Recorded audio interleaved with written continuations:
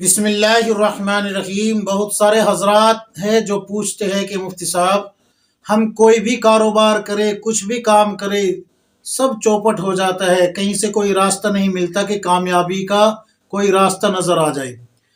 کوئی بھی کام کرو اس میں جو ہے پریشانی کے سوا، ناکامی کے سوا کوئی چیز ہاتھ نہیں لگتی۔ تو اس کی وجہ کیا ہے؟ سب سے پہلے میں آپ کو یہ بتاتا ہوں۔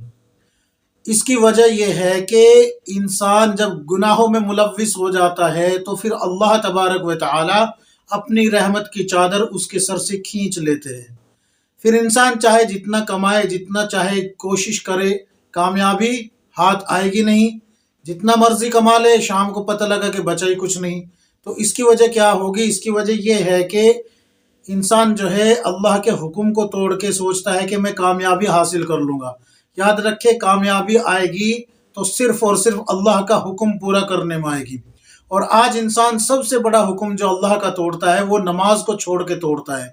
کیوں؟ اس لیے کہ یاد رکھو، جب اذان پڑھی جاتی ہے تو کہا جاتا ہے حی علی الصلاۃ، آؤ نماز کی طرف، حی علی الفلاح، آؤ کامیابی کی طرف۔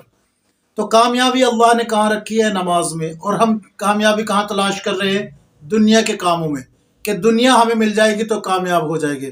یاد رکھو میرے عزیز ساتھیوں، کامیابی کے لیے شرط ہے اللہ کا حکم پورا کرنا۔ بہرحال آپ نمازوں کا اہتمام کریں، انشاءاللہ اللہ تبارک و تعالی آپ کی تنگ دستی، آپ کی پریشانی، آپ کے جتنے بھی مسئلے ہیں سب کو اللہ حل کر دے گا۔ اس کے لیے میں آپ کو ایک وظیفہ بتا رہا ہوں۔ میرے پاس یہ کتاب ہے حصن حصین۔ یہ حصن حصین ہے، اس کا صفحہ نمبر 44 جب آپ کھول کے دیکھیں گے، مستدرک حاکم کی ایک روایت ہے اس میں۔ یہ وظیفہ آپ کو کسی بھی ایک نماز کے بعد اپنا معمول بنا لینا ہے، یا پھر جو ہے پانچوں نماز کے بعد جب بھی آپ دعا مانگے تو اس دعا کو پہلے پڑھے۔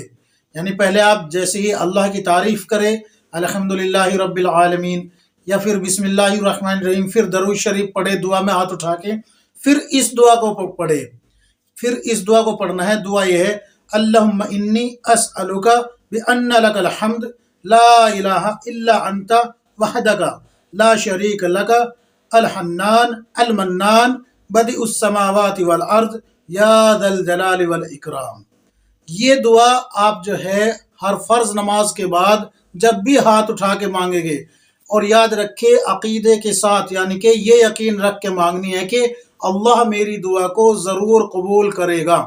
اور یہ بھی یاد رکھے کہ کوئی غلط یا گناہ کی چیز یا وہ چیز نہیں مانگنی جو کہ آپ کو دنیا داری میں ملوث کر دے۔ یعنی کہ کوئی لوگ یہ کہنے لگے کہ بھائی میں کسی لڑکی سے عشق کرتا ہوں، وہ مجھے مل جائے، تو ایسی تو یہ دعا نہیں ہے، بلکہ یہ تنگ دستی، فاقہ وغیرہ، قرض وغیرہ، ان سب سے نجات کی دعا ہے۔ یہ یاد رکھے، ان سب سے نجات دلانے والی دعا۔ پھر سے سن لیجئے، اللہم انی اسألک بأن لک الحمد لا الہ الا انت وحدک لا شریک لک الحنان المنان بدیع السماوات والارض یا ذا الجلال والاکرام۔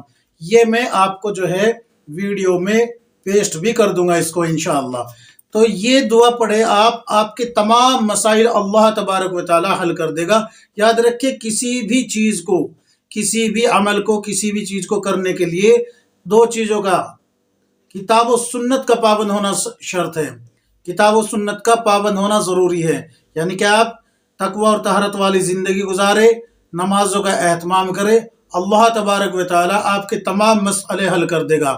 اب اگر یہ کرے کہ آپ جو ہے پڑھ تو اس کو رہے لیکن نمازیں آپ نہیں پڑھتے، تو پھر تو بھائی ایسے کامیابی حاصل نہیں ہوگی، کیونکہ اللہ تبارک و تعالی نے اذان کے ذریعے بندے سے کہلوا دیا حی علی الفلاح، آؤ کامیابی کی طرف، یعنی کہ نماز میں کامیابی رکھی ہے۔ اور نماز چھوڑ کے آپ چاہے جتنے وظیفے کر لیجئے، کامیاب نہیں ہو پائیں گے۔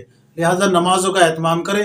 اس کو خواتین بھی کر سکتی ہے، ایسا نہیں کہ بس مرد حضرات کریں، عورتیں بھی کر سکتی ہے۔ اس کے ساتھ ساتھ میں آپ کو ایک وظیفہ اور بتاتا ہوں، بالکل مختصر ہے۔ جمعہ کے دن سے شروع کرنا ہے، یاد رکھے جمعہ کے دن سے شروع کرنا ہے اور جمعرات تک مکمل کرنا ہے، ایک ہی وقت میں۔ یعنی کہ جس دن پہلے دن شروع کریں گے کسی بھی ایک نماز کے بعد، آخری دن تک उसी वक्त पढ़ना है, एक ही जगह पढ़ना है, बीच में बोलना नहीं। 10 मरतबा पहले आप दरूद इब्राहिम पढ़ेंगे और फिर पढ़ेंगे बिस्मिल्लाहिर्रहमानिर्रहीम, या अल्लाहु, या करीमु, या अव्वलु, या आखिरु, या मुजीबु। फिर इसी तरीके से पूरी तस्बीह पढ़ेंगे, बिस्मिल्लाहिर्रहमानिर्रहीम, या अल्लाहु, या करीमु, या अव्वलु, या आखिरु, या मुजीबु। इस तरीके से आप जब पूरी एक तस्बीह पढ़ लेंगे, फिर आप जो है आखिर में 10 मरतबा फिर से दरूद इब्राहिम पढ़ेंगे। और फिर याद रखें, दरूद इब्राहिम पढ़ने से पहले भी बिस्मिल्लाह पढ़ना है, दोनों ऊपर भी और आखिर में भी। तो इस तरीके से करें और अल्लाह से जिस चीज़ की नियत करेंगे, आप याद रखें जायज़ काम की जिसकी भी नियत करेंगे, अल्लाह तबारक व तआला आपकी उस जायज़ तमन्ना को इंशाअल्लाह इंशाअल्लाह इंशाअल्लाह ज़रूर ब ज़रूर पूरी फरमाएगा। अल्लाह तबारक व तआला हम सबको किताब व सुन्नत के मुताबिक ज़िंदगी गुजारने की तौफीक अता फरमाए। आमीन या रब्बुल आलमीन।